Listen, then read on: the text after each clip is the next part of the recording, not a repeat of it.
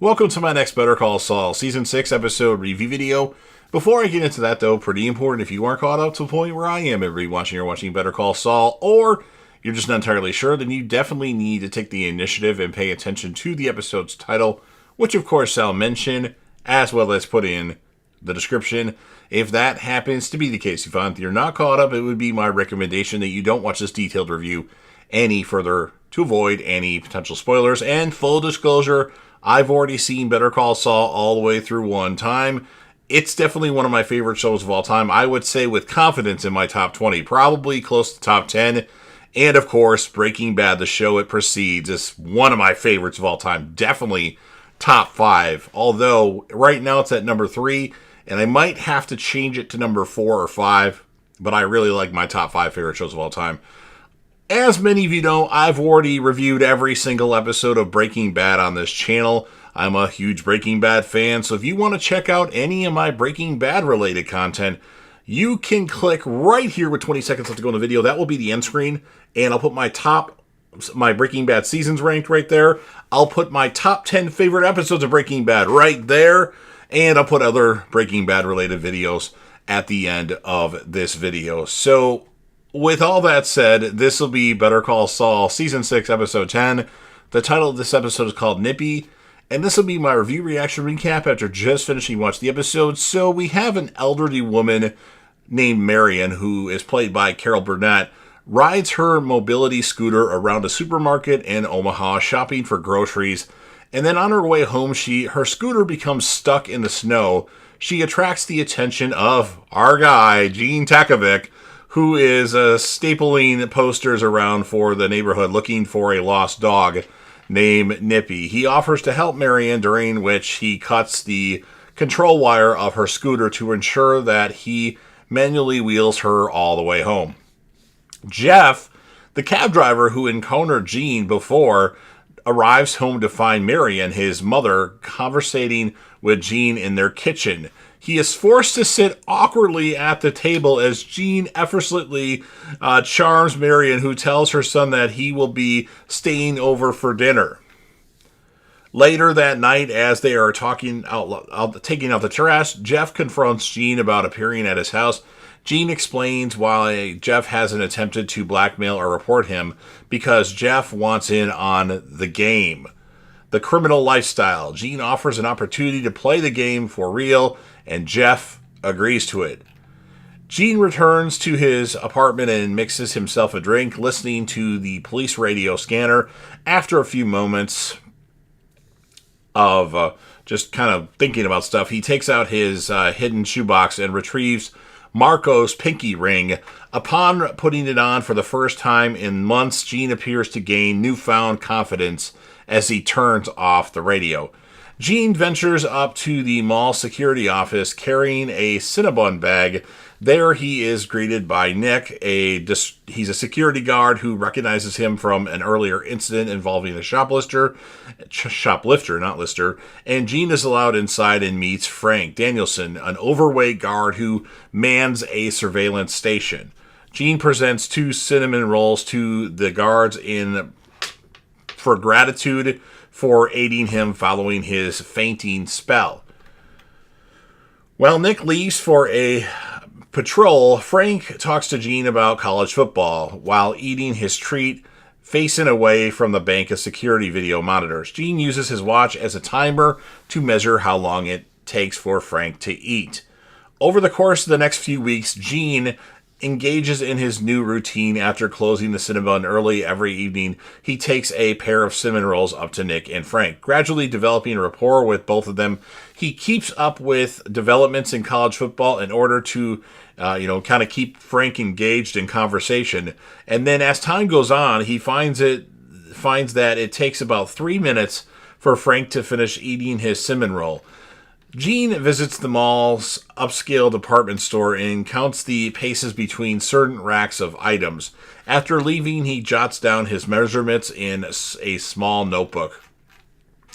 Gene collects this data and it allows him to set up a grid in a remote field composed of sticks and tape where he has Jeff run to certain points within a 3-minute window. The plan is for Jeff to shoplift a few pieces of expensive clothing from various parts of the store after hours, with Gene monitoring his progress through the surveillance monitors. By only taking a few items from lots of areas, it will go unnoticed until inventory time months away.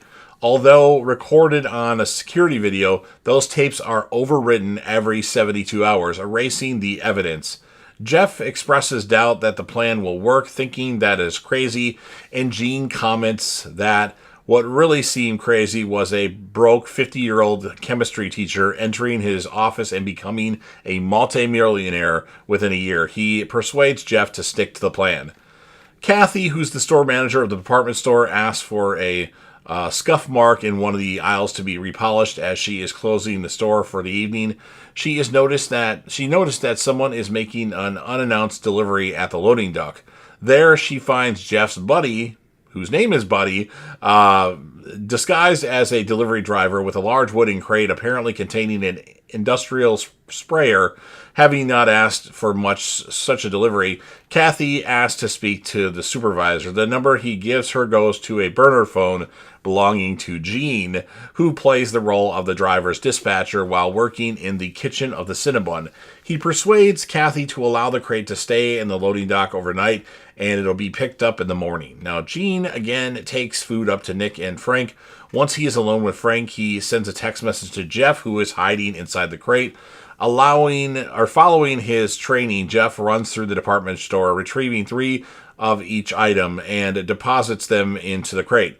Gene watches him through the security monitors while talking to Frank. However, on the last leg of his run, Jeff actually slips and falls on the newly polished floor and knocks himself unconscious. Gene struggles to keep his composure in front of Frank when he sees this. Desperate to keep Frank from turning around and catching an unconscious Jeff on the monitors, Gene gets emotional and has an emotional breakdown in front of Frank, in which he states that he is alone in the world and that no one will mourn him after he dies. He mentions that his parents and his brother are dead and that he has no wife, children, or friends. The sob story distracts Frank long enough for Jeff to wake up from it, knocking himself out, and put the remaining stolen items into the crate, and then run into the men's room to hide. With the heist concluded, Gene leaves the security office and collects himself. The following morning, Kathy opens up the department store. Neither she nor the other employees or customers are wiser to the night's events. Jeff emerges from hiding in the men's room and briefly is approached by Kathy as he pretends to browse for clothes. He overhears a store worker informing her that the delivery man has returned to pick up the crate. A smirk emerges on Jeff's face as he leaves the store, realizing that he has gotten away with the theft. In Jeff's garage, he and Buddy open the crate and marvel at their loot, exhilarated by the successful captor.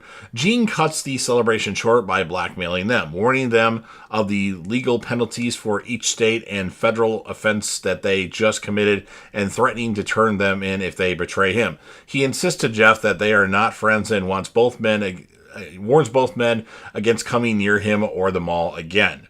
When Marion comes by the garage on her scooter, the trio pretend to be looking at the engine bay of an old car to avoid suspicion. She invites Gene inside. She tells him that Jeff fell in with a bad crowd when they lived in Albuquerque, and that Gene is a good influence on her son.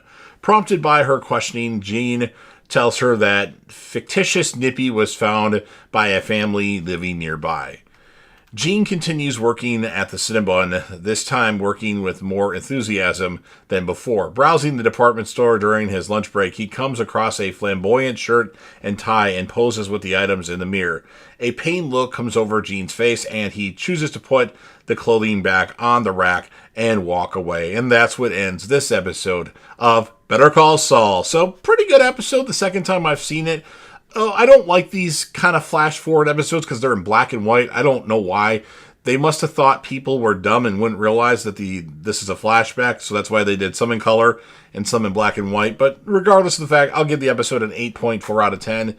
And my character of the episode, I gave it I'm giving it to Frank. I really liked Frank's character. We don't get a lot of time with Frank, but I found him awesome. Jeff was good too, but I just think Frank was more memorable of a character. So you've heard everything that I have to say. Now it's your turn. If you're a fan of Breaking Bad, Better Call Saul, or El Camino Breaking Bad movie, and you want to help me out with the YouTube algorithm, please make sure that you Hulk smash the like button, share this video with a friend, put this video on any one of your social media platforms. Don't forget to sound off in the comment section about what your thoughts are on this episode of Better Call Saul. What would you rate it? Who would you choose as the character of the episode? We all know that Jimmy's the character of every episode, but aside from him, remember to click right here for my Better Calls or my Breaking Bad seasons ranked and my top 10 favorite Breaking Bad episodes. And then last but certainly not least, don't forget to hit that sub button. You're watching the video anyway. Subscribe to the channel, join the team, show your damn support, and be a part of something special. And you never know what you're going to see on JDev TV.